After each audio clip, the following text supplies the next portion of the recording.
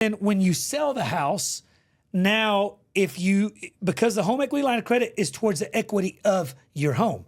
So if he sells a home, if he has a balance on the home equity line of credit, he has to pay that at closing. So, so if he has a $30,000 balance when we sell his house, he'll have to pay that $30,000, at closing, Right. So I think that's the option that he wants to take, because he said that the house that he's been in now for like 7 years, he outgrew it. So he's ready, to buy another house. So, but anyways, that's an example of using other people's money. Right. If that tool wasn't there, the home equity line of credit, right? Other people's money, he wouldn't be able to tap into that. What would be some other options that he would have? I don't know, getting some money from family or friends. I don't know, using credit cards. An investor of some sort. Yeah. Yeah. For him, maybe family or friends. Or selling the home as is,